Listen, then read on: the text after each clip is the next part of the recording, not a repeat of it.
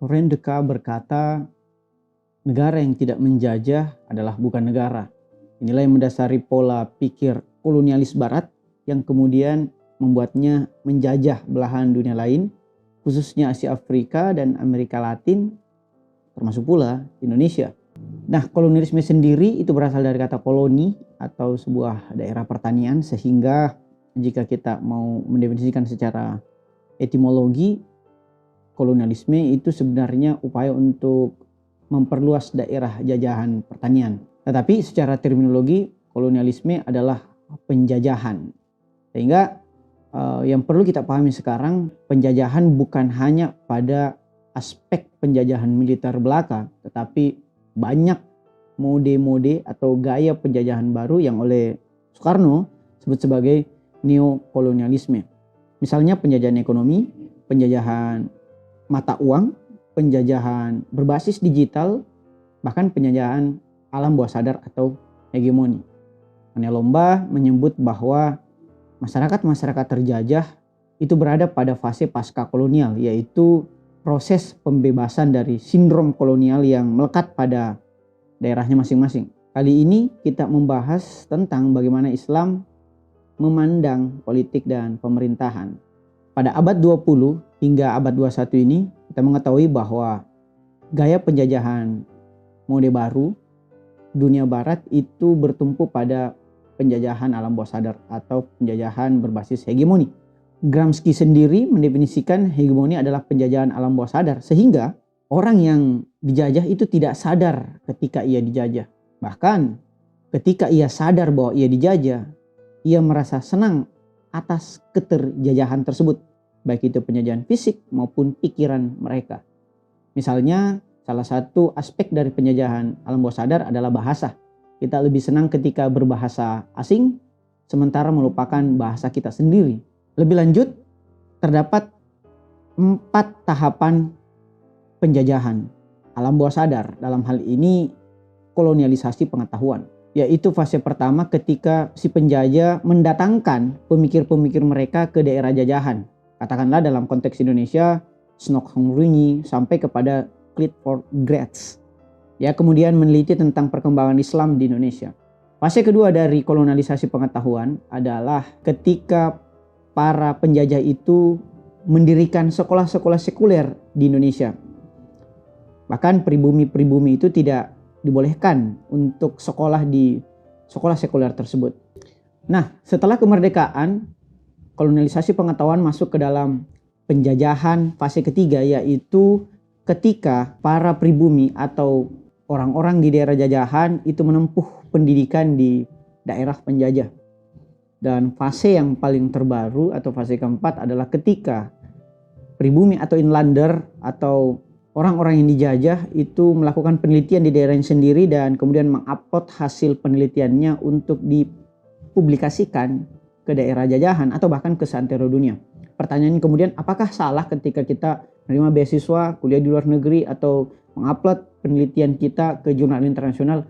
Tidak salah selama hal itu sesuai dengan nilai-nilai yang terkandung di dalam bangsa kita sendiri, agama kita sendiri, dan yang paling penting dari itu semua adalah dampak dari penelitian dan pendidikan kita terhadap akar-akar peradaban kita sendiri. Jangan sampai apa yang kita teliti dan apa yang kita pelajari justru merupakan komoditas yang dijual atau sengaja dimasukkan ke dalam pikiran kita demi kepentingan barat atau kepentingan kolonialis.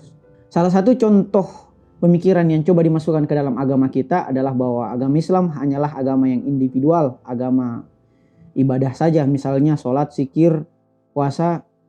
Kami tidak mengatakan bahwa sholat, zikir, puasa adalah sesuatu yang salah, itu sangat mulia. Tetapi Islam tidak cukup hanya pada ibadah mahda belaka. Islam juga mengenal ibadah sosial. Inilah yang kemudian Hugh Hefner sebut sebagai Islam sipil yang berlaku di Indonesia. Karena selain ada tanggung jawab pribadi, kita juga memiliki tanggung jawab sosial. Sehingga tepatlah sabda Rasul SAW yang berbunyi, memisahkan politik dengan agama sama seperti memisahkan kepala dengan badan.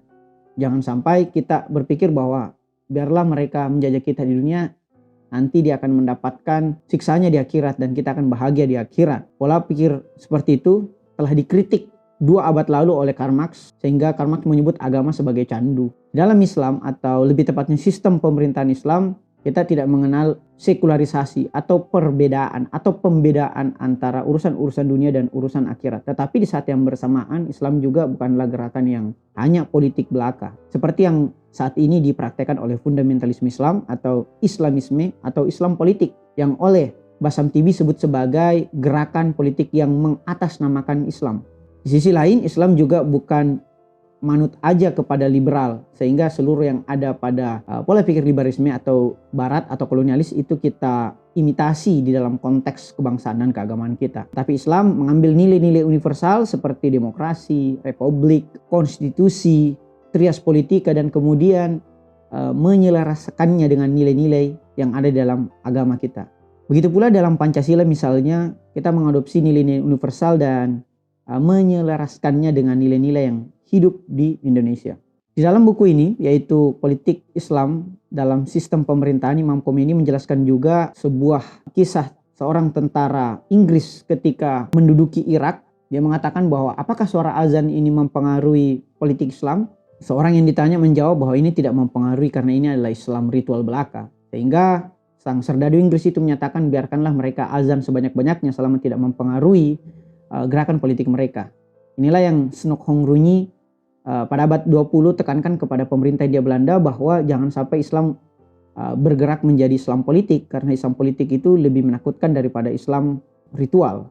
Apakah memang Islam melegitimasi adanya pemerintahan Islam atau politik Islam? Apakah ada bukti terkait klaim tersebut? Nah, bukti pertama yaitu Rasulullah SAW sendiri sebagai eksekutor atau bidang eksekutif. Misalnya dia menjadi pemimpin, baik itu dalam militer, dalam hukum, dalam mengangkat gubernur-gubernur di daerah-daerah Islam, termasuk pula dalam upaya untuk pemberantasan kebodohan di zamannya. Bukti kedua bahwa Islam melegitimasi pemerintahan Islami, yaitu ketika Rasul SAW menjelang wafat, ia menunjuk suksesi. Sehingga perbedaan dalam aliran-aliran Islam itu bukan terhadap apakah Rasul menunjuk suksesi, tetapi siapakah suksesi yang ditunjuk oleh Rasul SAW. Adapun syarat kepemimpinan dalam Islam itu hanya 2, yaitu ia berpengetahuan luas dan ia berlaku adil. Berpengetahuan luas tujuannya agar pemimpin tersebut mengarahkan umat menuju kebenaran, sementara berlaku adil adalah pemimpin tersebut mengamalkan pengetahuan yang benar tersebut. Karena di dalam Islam pemimpin itu bukanlah tujuan, bukan pula kemuliaan yang harus kita kejar-kejar. Pemimpin di dalam Islam hanyalah salah satu jalan atau alat menuju kemuliaan atau menuju kesempurnaan. Sehingga untuk apa kita berdarah-darah menjadi seorang pemimpin sementara kita mencederai kemuliaan itu sendiri. Tetapi jika kita diberikan amanat untuk memimpin, Islam tidak boleh menganggap itu sebagai penghinaan, tetapi itu sebagai amanah atau tanggung jawab. Sebagaimana Rasul dan para penerusnya itu mempraktekkan tentang karakter kepemimpinan dalam Islam. Terakhir, izinkan saya menutupnya dengan atsar Sayyidina Ali karramallahu wajhahu ketika seorang Arab Badui bertanya, "Wahai Amirul Mukminin, mengapa di pemerintahan Rasul SAW itu beradab sementara di kepemimpinanmu itu hancur berantakan?" Sayyidina Ali karramallahu wajhahu berkata bahwa karena ketika Rasul SAW memimpin, umatnya adalah saya, sementara ketika saya memimpin, umatnya adalah kamu. Itu artinya pembentukan masyarakat atau umat yang baik menjadi salah satu prasyarat bagi kepemimpinan yang baik pula. Itulah mengapa kita perlu untuk mengambil jalan-jalan memperbaiki masyarakat. Adapun jalan yang dimaksud adalah jalan kultural atau jalan pendidikan, termasuk pula jalan struktural atau jalan politik. Gunakanlah kedua jalan tersebut untuk mencapai masyarakat yang beradab. Jika tidak mampu berpolitik, minimal berpengaruhlah dalam pendidikan. Selamat menuju masyarakat yang beradab dengan memilih pemimpin yang berpengetahuan luas dan adil. Sekian, wassalamualaikum warahmatullahi wabarakatuh.